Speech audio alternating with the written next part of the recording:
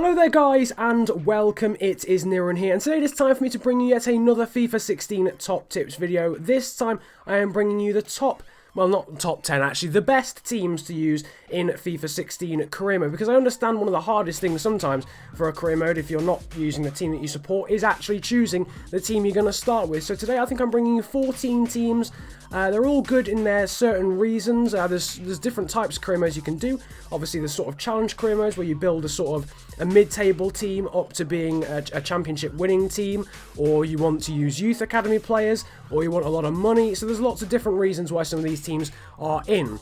Now teams like Borussia Dortmund and Southampton are not in this list because I realise they've been so obvious for so long. There is one team that is really obvious in this video, but they were only obvious from the start of this season. So it's time to get into the first team in this list, and it is Wolfsburg of the Bundesliga. £36 million to spend, so quite a lot of money. They've got some good young players like Julian Draxler and also Andre Schürrle plus Max Kruse as well. They're the centre forward.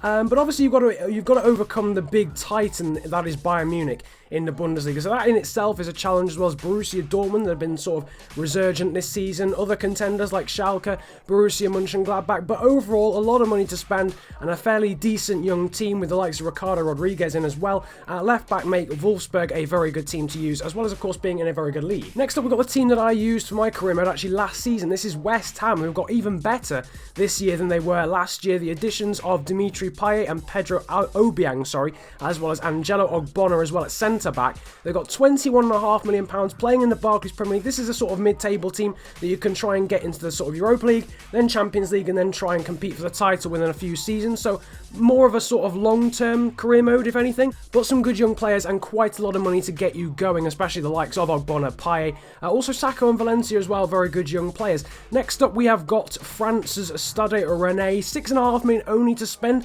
which makes this quite a difficult career mode to play to sort of pull off. But actually a lot of really good young players. Untep certainly quite a lot of the defence is quite young as well. A lot of young players to go with. Only £6.5 million to spend at the start, so maybe you'd start off as a mid-table team again. Try and overperform so you've got a little bit more money for the second season, and then try and go in and get some better players. So Stade Rennais in Ligue 1, sort of one that a lot of people don't think about, but some decent young players and certainly a very big challenge. Next up we've got Ajax, a team I've pretty much put in because of their youth players. Now obviously you could do a career mode where you only used Ajax youth products and your own youth products for a career mode. So guys like Kenny Tete, Jairo Riedewald, Bazoa, David Klaassen, El Ghazi would all be fine, but guys like Sinkgraven, Milik, Gudeli as well, and a few of the other players you wouldn't be able to use. And then obviously you've got to go through your own scouting system and your own youth academy, because you've obviously got a lot of young players there at Ajax that have come through the Ajax youth academy to be able to build a starting 11 at first, but then build some depth with the youth players. So that's certainly something to think about there, the Eredivisie giants that are Ajax. Next up we've got Athletico Bilbao of Spain, a team I had actually in this video last year, and again they're still pretty decent to use because they've managed to keep hold of a lot of their good players. They've also got Aduriz now, who's a very good striker up front. £8.5 million to spend, which isn't that great, so that makes it quite a big challenge to compete with the likes of Atletico Madrid, Valencia, and then obviously the giants that are Barca and Real Madrid. But some good young players like San Jose, Aymeric Laporte of course as well, Iturraspe, and Susayeta, and of course Ika Munyain as well, make it a pretty decent team to use because they've got such good young players. Now we move back to the BPL and we go with Liverpool, £39.5 million, a team obviously that I support.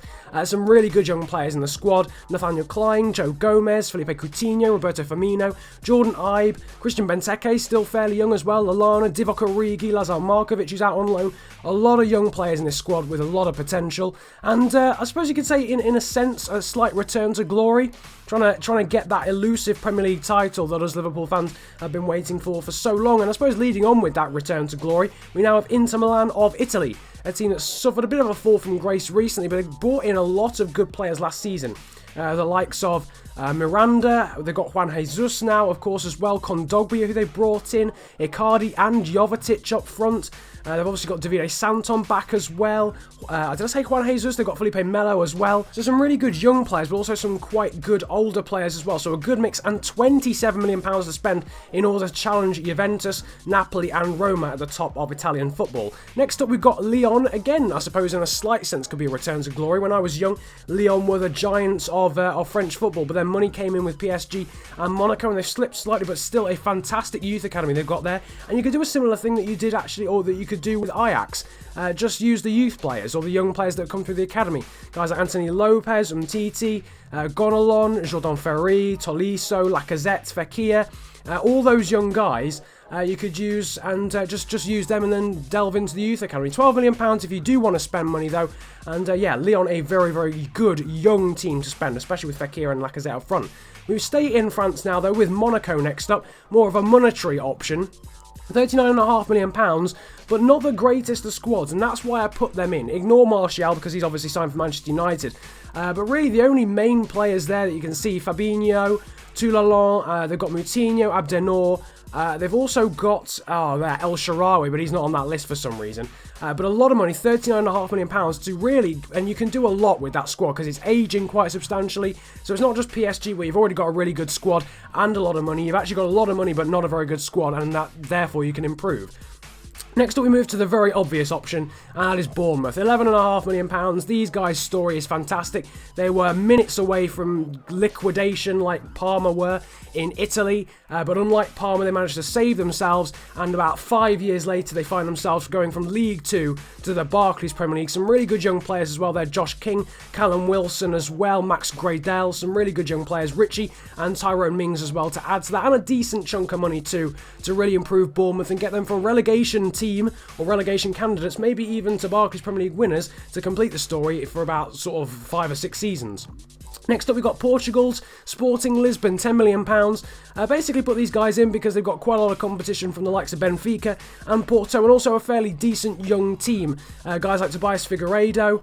They've also got William Carvalho as well, Teofilo Gutierrez and Slimani up front, but a lot of young players on the bench that you don't actually see on that list. £10 million as well to spend in order to sort of compete with Porto and Benfica, the giants. And yeah, Sporting Lisbon, a pretty decent team to use if you're wanting to go for Portugal.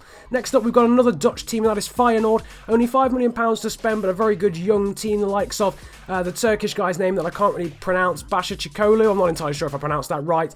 But also Toornstra, Congolo, Van Beek, Vermeer as well, Irvin Mulder, I think, as well as a pretty young goalkeeper. But yeah, these guys, again, with a pretty good young squad.